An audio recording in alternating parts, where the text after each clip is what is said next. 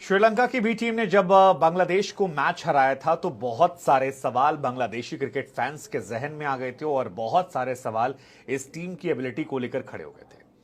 हालांकि बांग्लादेश के फैन ये कह रहे थे कि भाई हमारे यहां भी तमीम इकबाल और लिटन दास जैसे खिलाड़ी नहीं है, लेकिन जवाब जबान से ज्यादा परफॉर्मेंस से दिया जाता है और अफगानिस्तान के खिलाफ जब मुकाबला हुआ तो वो परफॉर्मेंस आज देखने को मिली।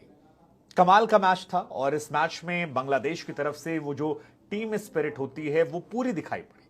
उसका असर ये रहा कि बांग्लादेश ने ये मैच 89 रन से जीत लिया है। बांग्लादेश ने इस मैच में 334 रन बनाए और शायद वहीं क्लियर हो गया था कि ये मैच काफी हद तक बांग्लादेश की तरफ शिफ्ट हो गया है।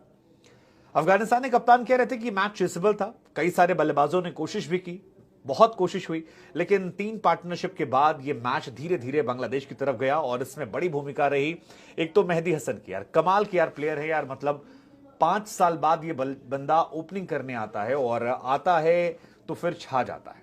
एक 8 नंबर पे बल्लेबाजी करने वाला बल्लेबाज जब 112 बनाता है तो फिर उसकी तारीफ बनती है। लेकिन नजमुल हसन शांतो की क्या कमाल की फ्लॉलेस बल्लेबाजी उन्होंने की, 104 रन और इस एशिया कप में फिलहाल हाईएस्ट रन बना चुके हैं। लेकिन साथ में तारीफ बनती है तस्कीन अहमद की जिन्होंने 4 विकेट निकाले और शरीफुल इस्लाम की जिन्होंने 3 विकेट निकालकर बांग्लादेश को इस मैच को जिताया और एशिया कप में फिलहाल उन्हें बरकरार रखा है। शांतो की बल्लेबाजी का फायदा आई थिंक ये था कि शांतो मिराज के ऊपर प्रेशर नहीं दे रहे थे। मिराज कमाल के प्लेयर हैं, मतलब 25 साल के एक खिलाड़ी जिसने 250 से ज्यादा विकेट निकाल लिए, तकरीबन 2,500 रन के आसपास उनके 2498 रन जो हैं वो बना चुके हैं।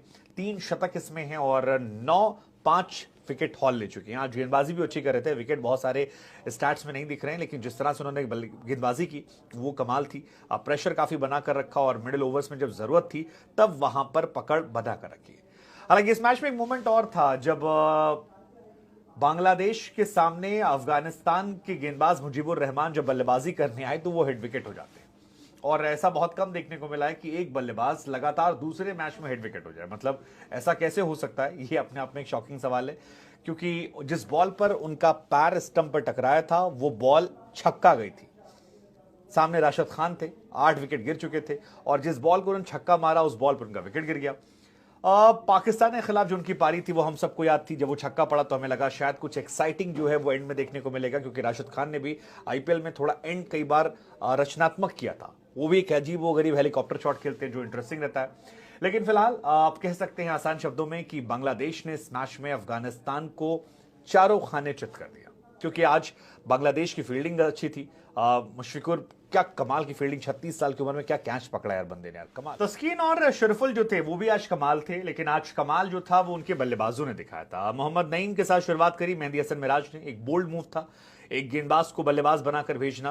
हालांकि मेहदी हसन मिराज ने 8 नंबर पर बल्लेबाजी करते हुए भी शतक लगाया है। बैटिंग एबिलिटीज थी, लेकिन मुख्यतः वो बॉलर हैं जो बल्लेबाजी कर सकते हैं और उन्हें जब मौका मिला तो इस मौके को उन्होंने पूरा भुनाया। आज 119 बॉल पर 112 रन और 7 चौके 3 छक्के मारे, कमाल की वो पारी थी। और उसके बाद वो रिटायर्ड हर्ट होकर लौटते, आउट नहीं होते, ये एक इंपॉर्टेंट रहता है।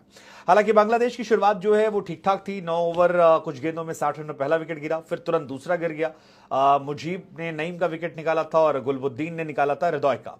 इसके बाद एक ऐसी पार्टनरशिप होती है जिसने अफगानिस्तान को इस मैच से बाहर कर दिया। हालांकि अफगानिस्तान अभी भी एशिया कप में बना हुआ है, वो बाहर नहीं हुआ है, क्योंकि अगर वो श्रीलंका को हरा देता है तो फिर नेट रन रेट के आधार पर तय होगा कि श्रीलंका, अफगानिस्तान, बांग्लादेश में वो कौन सी टीम है जो आगे जाएगी।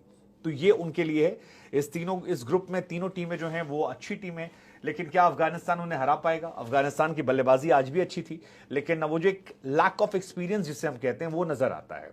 आप चौका मारते हैं लेकिन फिर उसके बाद लंबे लंबे ब्रेक्स लेते हैं, चौका मारने के बाद स्ट्राइक रोटेट नहीं कर पाते हैं और उसकी वजह से नेट रन रेट का प्रेशर जो है वो बहुत ज्यादा होता है। अदरवाइज एक समय ऐसा था कि 2-3 विकेट गिरे थे, अफगानिस्तान मैच में था, लेकिन वो एक्सपीरियंस ना होना कि फिनिश कैसे करते हैं, आई थिंक उन्हें मैदान से बाहर ले गया और वो हार जाते। लेकिन सबसे कमाल की चीज ये थी कि 10वें ओवर में हृदय का विकेट गिरा था और उसके बाद 45वें ओवर में अगला विकेट गिरता है शांतो का।